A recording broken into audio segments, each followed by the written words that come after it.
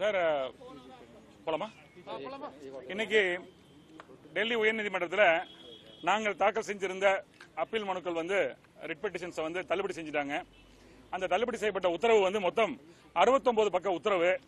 அந்த உத்தரவில் பல விஷயங்களை அவர்கள் நிர்ணயித்து தீர்மானித்து இறுதியாக சொல்றாங்க, மனுதாரர்களுடைய வாதங்களாக வைக்கப்பட்ட கிரவுண்ட்ஸ் என்னெல்லாம் இருந்ததோ அதை நாங்கள் ஏற்றுக்கொள்ளவில்லை, எலெக்ஷன் கமிஷன் சொன்ன விஷயத்தை ஏற்றுக்கொள்கிறோம் சொல்லி அதனுடைய ஆபரேட்டிவ் போர்ஷன்ல சொல்றாங்க. ஆனா அந்த உள்ள ஆர்டர்ல தெளிவாக எலெக்ஷன் கமிஷன் மெஜாரிட்டி டெஸ்ட் அப்படிங்கறத அந்த விஷயத்துல அவங்க சரியா முடிவெடுக்கல அப்படிங்கிற விஷயத்தையும் கான்ஸ்டிடியூஷன் பத்தி இருக்கிற விஷயத்தையும் அவர்கள் அதை குறிப்பிட்டிருக்கிறாங்க. இது தவிர எதிர்த்தரப்பினர் தவறாக தப்பான தகவல்களை தந்த விஷயத்தை பதிவு செய்து அந்த அடிப்படையில் நாங்கள் முடிவுக்கு வர்றோம் அப்படின்னு சொல்லியிருக்காங்க. சோ அதையெல்லாம் நாங்கள் வாதங்களாக வைத்து நாங்கள் விரைவில் எஸ்எல்பி மனு தாக்கல் செய்ய இருக்கிறோம். இதற்கு இடையில இன்னைக்கு நாங்க இந்த உத்தரவு பிறப்பித்த உடனே அதிர்ச்சியாக தான் இருந்தது. இருந்தாலும் சரி, இதை விவேகமாக செயல்பட வேண்டிய நேரத்தில் என்ன இந்த உத்தரவுல பிழைகள் இருக்கின்றனவோ அதையெல்லாம் குறிப்பிடுத்து நாங்க அப்பீல் செய்யணுங்கிற எண்ணத்தோடு நாங்க அதை மனதில் உறுதியாக வைத்துக் கொண்டு தற்போதைய சூழல்ல எங்களுக்கு இந்த குக்கர் சின்னம் அப்படிங்கிற விஷயத்தை நீங்க கருத்துல கொள்ளணும். ஏன்னா 9/3/2018 கொடுக்கப்பட்ட உத்தரவும் சரி, 7/2/2019 கொடுக்கப்பட்ட உச்சநீதிமன்ற தீர்ப்பிலும் சரி, திரு டிடிவி தினகரன் மற்றும் திருமதி வி கே சசிகலா அவர்கள் தரப்பை பொறுத்த வரைக்கும் அவங்க ஏடிஎம்கே சொல்லக்கூடிய ரெஜிஸ்டர்ட் ரெகனைஸ்ட் பொலிட்டிக்கல் பார்ட்டியின் ஒரு அங்கம். உயர்நீதிமன்றத்திலும் சரி உச்சநீதிமன்றத்திலும் இந்த வழக்கு தொடர்பாக நிலுவையில் இருக்கும் பொழுது அதை வழக்காடும் உரிமை அவர்களுக்கு இருக்கிறது. அந்த அடிப்படையிலே இடையிலே தேர்தல் வந்தால் அந்த தேர்தலை சந்திக்க காமன் சிம்பல் வேணும்னு உச்சநீதிமன்றம் அறுதியிட்டு உத்தரவு பிறப்பித்திருக்கிறது. ஆகவே எங்களுக்கு குக்கர் சின்னத்தை கொடுங்கன்னு சொல்லி கேட்டோம். அப்ப அதிமுக தரப்புல இருந்து அப்செக்ட் பண்ணாங்க. அப்ப நீதியரசர் கேட்டாங்க, அந்த தலைமையேற்ற நீதிபதி மூத்த நீதிபதி கேட்டாங்க, உங்களுக்கு குக்கர் சின்னம் வேணுமா ரெட்டல சின்னம் வேணுமா? ரெட்டல சின்னம் வேணும், நாங்க ஆர்டர் கொடுத்துட்டோம், நீங்க குக்கர் சின்னம் வேணுங்கிற மாதிரி பேசிட்டு இருக்கீங்க, உங்களுக்கு நீங்க இதை பத்தி பேச வேண்டிய அவசியம் இல்லைன்னு சொன்னாங்க. தேர்தல் ஆணையத்தினுடைய வழக்கறிஞரை கேட்ட பொழுது அவர் முதல்ல அதெல்லாம் முடியாது, கொடுக்க முடியாது, பதிவு செய்யணும் அப்படிங்கிற விஷயங்கள் எல்லாம் சொன்ன பிறகு அந்த அடிப்படையில் அவர் சொன்னாங்க, அவர்களுடைய கோரிக்கை நியாயமாக இருக்கிறது. அந்த இன்ட்ரீம் அப்ளிகேஷன் படி ஒரு இன்ட்ரீம் ஸ்டே அவங்க கேட்கக்கூடிய விஷயத்தை பொறுத்த வரைக்கும் குக்கர் சின்னத்தை வேறு யாருக்கும் தமிழ்நாடு மற்றும் புதுச்சேரியில் இருக்கக்கூடிய மக்களவை மற்றும் இடைத்தேர்தல் தொடர்பாக வரக்கூடிய அந்த அட்டவணை இருக்கக்கூடிய விஷயத்தை பொறுத்த வரைக்கும் வேறு யாருக்கும் ஒதுக்கக்கூடாது. 15 நாளைக்கு அதை யாருக்கும் நீங்க கொடுக்க கூடாதுங்கிறத கேட்டு அதை எலெக்ஷன் கமிஷன் லாயர் ஏற்றுக்கொண்டு அந்த அடிப்படையில் உத்தரவு பிறப்பிச்சிருக்காங்க. நாங்க இதுல எஸ்எல்பி போறோம். சரி, இப்போ இரட்டை இலை சின்னத்தை உங்களுக்கு தரமாட்டோம்னு தேர்தல் ஆணையமும் சொல்லிருச்சு, டெல்லி ஹைகோர்ட்டும் சொல்லிருச்சு. இனி குக்கர் சின்னத்தையாவது உங்கள் தரப்புக்கு பெற்றுக் கொள்வதற்கான முயற்சிகளை ஈடுபடாம அதை பண்ண போறீங்களா, இல்ல இந்த இரட்டை இலை சின்னத்தை மீட்டே தீர்வோம்னு உச்சநீதிமன்றத்துக்கும் திருப்ப போறீங்க? இல்ல, அதுக்கு முன்னாடி உங்க சேனல்ல இப்ப நீங்க சொன்னதாக சொல்லி ஜூனியர் மெட்ராஸ் போன் பண்ணாங்க. தேர்தல் ஆணையம் 15 நாளைக்கு நோட்டிபிகேஷன் கொடுக்காதுன்னு சொல்லி ஒரு தகவல் சொன்னதாக உங்க சேனல்ல சொன்னாங்க. அது முதல்ல ஒரு தவறான செய்தி. எலெக்ஷன் கமிஷன் தரப்புல இருந்தே வழக்கறிஞர் அப்படி ஒரு விஷயத்தை வைக்கவே இல்லை. நாங்க சொன்ன வாதமே 4 நாள்லயோ 3 நாள்லயோ நோட்டிபிகேஷன் வர இருக்கிறது, ஆகவே கொடுங்கன்னு சொல்லி கேட்டோம். இப்ப நீங்க கேட்ட பதிலுக்கு கேள்விக்கு நான் பதில் சொல்றேன். நீங்களும் உள்ள இருந்தீங்க. அவர் சொன்ன பதில், நாங்கள் பிறப்பித்த இந்த உத்தரவை உச்சநீதிமன்றம் மாறுபட்டு பிரட்டி போடலாம். அந்த வழக்கு உச்சநீதிமன்றத்துக்கு போகும்போது எங்க தீர்ப்பு எங்களுக்கு எது சரின்னு படுதோ நாங்க செஞ்சிருக்கோம். உச்சநீதிமன்றம் என்ன வேணா சொல்லலாம். அந்த அடிப்படையில் குக்கர் சின்னம் கேட்கும் உரிமை நியாயமாக படுகிறதுன்னு சொல்லும் போது பத்திரிகையாளர் எல்லாருமே தான் இருந்தீங்க. ஏடிஎம்கே சைடுல என்ன அப்செக்ட் பண்ணாங்க, எலெக்ஷன் கமிஷன் என்ன அப்செக்ட் பண்ணாங்கன்றத பார்த்து குக்கர் சின்னம் எவ்வளவு தேவையான விஷயம், அது திரு டிடிவி தினகரன் அவர்களுடைய கோரிக்கை நியாயமானதுன்னு சொல்லித்தான் 15 நாளைக்கு யார் கொடுக்கூடாதுன்னு சொல்லியிருக்காங்க. அவங்க சொல்லியிருக்கிறதுல இந்த உத்தரவுல சொல்லியிருக்காங்க. உச்சநீதிமன்றம் சொல்லியிருக்கிறது இந்த மாதிரி குக்கர் சின்னத்தை அவங்களுக்கு கொடுக்கணும்னு சொல்லியிருக்காங்க. ஆனாலும் அது டெல்லி உயர்நீதிமன்றத்தில் வழக்கு நிலுவையில் இருக்கிற காலகட்டம் வரைக்கும் இருக்க காரணத்தினால நாங்கள் அதனுள்ளே போக விரும்பவில்லைங்கிறத ரிட்டனா ஆர்டர்ல போட்டிருக்காங்க. ஆகவே எலெக்ஷன் கமிஷன் சொல்லிருச்சு, அதனால உங்களுக்கு உரிமை கிடையாது.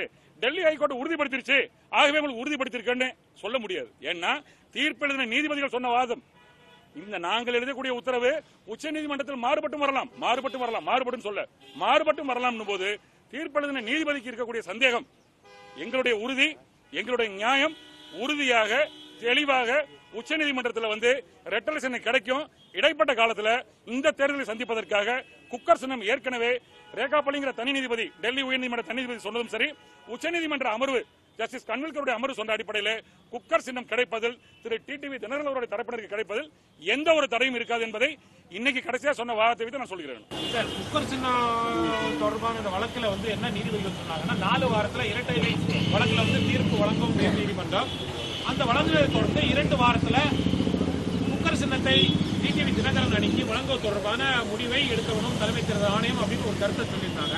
இந்த நிலையில நீங்க குக்கர் சின்னத்தை கேட்டு தலைமை தேர்தல் ஆணையங்களை மனு கொடுக்க போறீங்களா, இல்ல அது உச்சநீதிமன்றத்தில் மனு தாக்கல் பண்ணுறீங்களா?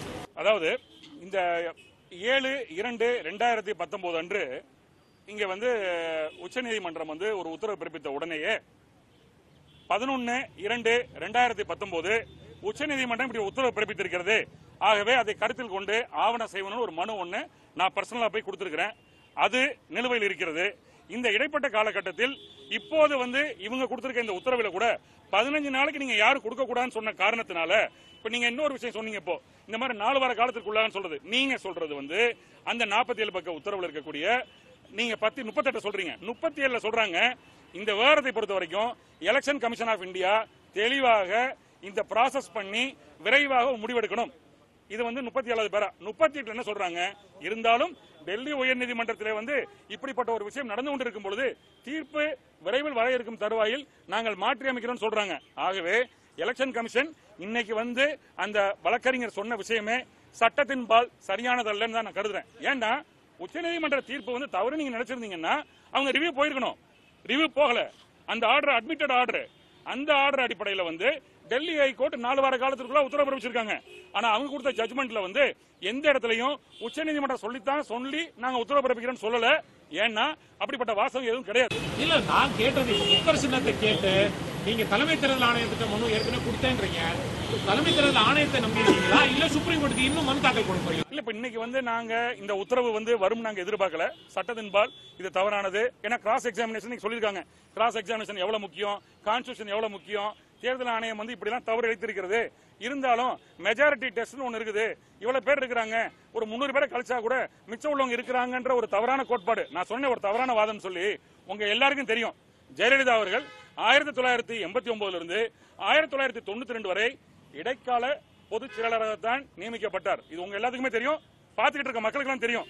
ஆனா உத்தரவுல சொல்றாரு இந்த மாதிரி ஒரு வாதத்தை திரு டிடிவி தினகரன் அவர்கள் தரப்பு வழக்கறிஞர் வைத்த பொழுது திரு ஓபிஎஸ், திரு இபிஎஸ், திரு செம்மலை, திரு மதுசூதனன் அவங்க 4 பேர் சொல்றாங்க ஜெயலலிதாவை அப்படி இடைக்காலமாக பொதுச் செயலாளராக தேர்ந்தெடுக்கப்படல என்ற ஒரு பொய்யை சொல்லி அந்த பொய்யை இந்த நீதிமன்றம் உண்மை என்று ஏற்றுக்கொண்டு உத்தரவு பிறப்பித்திருக்கிறது. நான் அதுக்காக நான் சொல்றேன் டெல்லி ஹைகோர்ட் உத்தரவு இல்ல நான் முடிச்சேன். டெல்லி ஹைகோர்ட் என்ன ஒரு நீதிமன்றத்தை பற்றி சொல்லும்போது தப்பா போயிடக்கூடாது.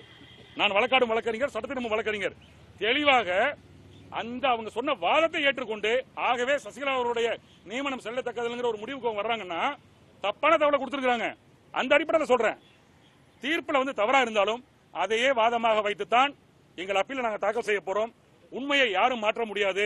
குறை எதுவாக இருந்தாலும் சரி, அது தவறாக இருந்தால் உச்சநீதிமன்றம் உறுதியாக மாற்றியமைக்கக்கூடிய சட்ட கருத்துகள் எங்களுடைய வழக்கில் இருக்கின்ற காரணத்தினால உறுதியாக எங்களுக்கு இந்த இன்ட்ரீம் ஆர்டர் வாங்கினதுனால நாங்க எஸ்எல்பி கேட்க போறோம்.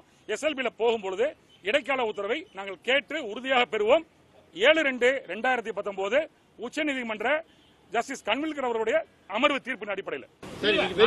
ஒரே ஒரு கேள்வி என்னன்னா, தேர்தல் ஆணையம் சார்பாக ஆஜரான வக்கீல் ரொம்ப தெளிவாக சொல்லியிருக்காரு, இந்த அணி ஒரு பதிவு பெற்ற அணியாவோ இந்த கட்சியாவோ இல்ல அங்கீகரித்த கட்சியா இல்ல, அதனால அவங்களுக்கு சின்னம் குக்கர் சின்னம் ஒதுக்க முடியாது அப்படின்னு ரொம்ப தெளிவா சொல்லியிருக்காங்க. இப்போ உங்களுக்கு அடுத்த கட்ட நடக்க தேர்தல் ஆணையத்தை போய் உங்களை ரிஜிஸ்டர் பண்றதுக்கு மேற்கொண்டு நடவடிக்கை எடுப்பீங்களா இல்ல நேர எஸ்எல்பிக்கு போகிறீங்களா? இப்ப நீங்க ஒரு மூத்த பத்திரிகையாளர்கள் டெல்லியில நீங்க எல்லாம் இருக்கும் போது உங்களுக்கு தெரியும், நீங்க எடுத்தோடனே உச்சநீதிமன்றத்தில் கவரேஜுக்காக வரல. ஒரு உச்சநீதிமன்ற நீதிபதி சொல்றாரு திரு டிடிவி தினகரன் அவர்களும் திருமதி வி.கே. சசிகலா அவர்களும் இந்த வழக்கினை பொறுத்த ஜெனரல் நாலேஜ்ல அவங்க சொல்ல இவங்களுக்கு சொல்றாங்க, இவங்க தோத்துட்டாங்க, எலெக்ஷன் கமிஷன் உத்தரவு பிறப்பிச்சிருச்சு, அதை எதிர்த்து வழக்காடும் உரிமை அவளுக்கு இருக்கிறது, வழக்காடும் உரிமை இருக்கிற தருவாயில அவங்க காமன் சிம்பல் நிற்பதற்கு உரிமை இருக்கிறது. ஏனென்றால் திரு டிடிவி தினகரன் அவர்களும் திருமதி வி.கே. சசிகலா அவர்களும் மற்றும் அவரது அணியினரும் ஏஐடிஎம்கேங்கிற ரெஜிஸ்டர்ட் ரெகனைஸ்ட் பொலிட்டிக்கல் பார்ட்டியுடைய ஒரு அங்கம் அப்படின்னு ஒரு உச்சநீதிமன்ற தீர்ப்பை நீதிபதிகள் சொன்ன தீர்ப்பை நான் ஏற்றுக்கொள்வதா இல்லனா ஒரு இசிஐ வழக்கறிஞர் வந்து நாங்க ஏத்துக்கவே முடியாது சொல்றது ஏத்துக்க முடியுமா? நான் என்ன சொல்றேன்னா, எலெக்ஷன் கமிஷன் ஆஃப் இந்தியா தப்பான ஒரு ஆர்டர் போட்டிருக்கு, சட்டப்படியான ஒரு ஆர்டர் போட்டிருக்கு நாங்க சொன்னோம். அது டெல்லி ஹைகோர்ட் வந்து அவங்க சொன்னதெல்லாம் ஏத்துக்கிட்டா கூட அவங்க என்ன சொல்றாங்கன்னா, மெஜாரிட்டி அவங்க இருக்கிறாங்க, 2 பார்ட்டி ஒன்னாயிருச்சு அப்படிங்கிற அடிப்படையில் நாங்க முடிவு எடுக்கிறோம், ஆகவே எதுவும் தவறு இருப்பதா நான் கருதவில்லைன்னு சொல்றாங்களே ஒழிய, இந்த விஷயத்தை பொறுத்த வரைக்கும் எலெக்ஷன் கமிஷன் ஆஃப் இந்தியாவுடைய லாயர் இன்னைக்கு கூட உச்சநீதிமன்ற தீர்ப்புல என்ன இருக்கிறதோ அந்த சரத்துக்கு மாறான விஷயத்துக்கு எதிராகத்தான் ஆர்கியூ பண்ணாரு. அதான் உண்மை. நான் கேட்டது இப்போ குக்கர் சின்னத்தை கேட்டு நீங்க எலெக்ஷன் கமிஷனுக்கு போறீங்களா, உச்சநீதிமன்றத்துக்கு போறீங்களா? ஒரே லைன்ல இல்ல, இப்ப எங்களை பொறுத்த வரைக்கும் இப்ப நீ கொடுத்திருக்க ஆர்டர் வந்து ஜட்ஜ் என்ன சொல்றாங்க, இன்று வந்த மூத்த வழக்கறிஞர் அவர் சொல்கிறார், உச்சநீதிமன்றம் லீவ் நாள்ல வரப்போகிறது, 5ஆம் தேதி தான் கோர்ட் திறக்க போகுது, எனி டைம் நோட்டிபிகேஷன் வரலான்ற காரணத்தினால வந்துட்டா இவங்களுக்கு சட்ட சிக்கல் வந்துடக்கூடாது, ஏற்கனவே நின்று ஜெயிச்ச குக்கர் சின்னங்கிற ஒரு சின்னம் வந்து வேறு யாருக்கும் போய்விட்டால் பாதிக்கப்படுவார் ஒரு குறைபாடு, ஒரு ஏக்கம் அவங்களுக்கு குறை இருக்கிறது, அந்த அடிப்படையில் குக்கர் சின்னத்தை வந்து வேற யாரும் கொடுக்க கூடாதுன்னு சொல்லியிருக்காங்க. இது எதுக்காக? சுப்ரீம் கோர்ட் நாங்க போற காரணத்தினால. ஆகவே தேர்தல் ஆணையத்தில் நாங்கள் ஏற்கனவே கொடுத்திருக்கக்கூடிய மனு நிலுவையில் இருக்கிறது. தற்போது இந்த உத்தரவுக்கு எதிராக இடைக்காலமாக கிடைத்த இந்த உத்தரவை வைத்துக் கொண்டு உச்சநீதிமன்றத்தில் போய் நாங்கள் வலியுறுத்துவோம். பதில் வந்துச்சு. இப்போதைக்கு டிடிவி தினகரன் தேர்தல் ஆணையத்தில் போய் அவருடைய தலைமையிலான அணியை வந்து ரெஜிஸ்டர் பண்ணவோ அங்கீகரிக்கப்பட்ட கட்சியாகவோ வைங்க அப்படின்னு சொல்லி நீங்க மனு தாக்கல் பண்ண போறது இல்ல. இல்ல அப்படி ஏதாவது சொன்னாங்களா என்ன? அந்த மாதிரி நான் என்ன சொல்றேன்னா, நான் சட்டத்தின் பால், சட்டத்தில் என்ன இருக்கோ அந்த அடிப்படையில் போயிட்டு இருக்கேன்றப்போ இந்த மாதிரி ஒன்று கொடுப்பீங்களா அப்படிங்கிறப்போ கேஸ் எங்களுக்கு ஜெயிக்குன்னு நினைச்சிட்டு இருக்கும் பொழுது உச்சநீதிமன்றம் எங்களை நீங்க தான் ஒரு ரெஜிஸ்டர்டு ரெகக்னைஸ் பார்ட்டின்னு சொன்னதுக்கு அப்புறமும் நாங்க போய் ஏன் இப்ப போய் பதிவு பண்ணணும்? உச்சநீதிமன்றமே எங்களை நியாயமாக ஏற்றுக்கொண்டிருக்கிறது. இதே வாதத்தை எலெக்ஷன் கமிஷன் வச்சாங்க, சார் சொன்ன அந்த வாதத்தை தான் சுப்ரீம் கோர்ட்ல வச்சாங்க, அதை சுப்ரீம் கோர்ட் புறந்தள்ளி விட்டது. எங்களுடைய உரிமையை ஏற்றுக்கொண்டிருக்கிறது. இந்த தருவாயில இந்த கோர்ட்ல நாங்கள் கேஸ் இழந்தாலும் கூட எங்களுக்கு இடைக்கால உத்தரவாக டெல்லி உயர்நீதிமன்றம் உத்தரவு கொடுத்திருக்கும் பொழுது அந்த அடிப்படையில் முறையாக போவது, சட்டத்தின் பால் போவது சுப்ரீம் கோர்ட் தான் போகணும். நாங்க அதை செய்ய போறோம். சுப்ரீம் கோர்ட்ல தான் நீங்க குக்கர் சின்னம் கேட்டு போட்ட வழக்க வந்து அவங்க உயர்நீதிமன்றத்தில் இருக்கு, இரட்டை சின்னம் முடிவு பண்ணதுக்கு அப்புறம் தலைமை தேர்தல் ஆணையம் முடிவு பண்ணிக்கலாம்னு சொல்லிட்டாங்களா? அப்புறம் எந்த அடிப்படையில் நீங்க சுப்ரீம் கோர்ட் திரும்பி போறீங்க? இல்ல, இப்ப 38வது பத்தியில வந்து என்ன சொல்லிருக்காங்க, 4 வார காலத்துக்குள் முடிக்காத பட்சத்தில் நீங்க 2 வார காலத்துல ப்ராசஸ் பண்ணுங்க, நோட்டிபிகேஷன் வந்தா அதெல்லாம் சொல்லித்தானுங்க. இன்னைக்கு எல்லாரும் நீங்க இருந்தீங்க, அதையெல்லாம் படித்து காண்பித்து தான் டெல்லி உயர்நீதிமன்ற இந்த அமர்வு முழு திருப்தி அடைந்து 15 நாளைக்கு கொடுக்காதீங்கன்னு சொன்னாங்க. அவங்க போட்ட ஆர்டர்ல அது வரல. நாங்க எடுத்து சொன்ன பிறகுதான் அந்த உத்தரவை படித்து பார்த்து தனி நீதிபதி திருமதி ரேகா பள்ளி அவர்களுடைய உத்தரவை படித்து பார்த்து அந்த முடிவுக்கு வந்திருக்காங்க. ஆகவே சட்டம் தெரிந்த, சட்டம் படித்த, வழக்கை பறிந்து கொண்டு அவருக்கு எது சரியாக இருக்கிறதோன்னு ஒரு தீர்ப்பு கொடுத்த பின்னாடியும் கூட எங்கள் தரப்பில் நியாயம் இருக்கிறதுங்கிறத வலியுறுத்தி அவங்க ஒரு இடைக்கால உத்தரவை பிறப்பிச்சிருக்காங்க.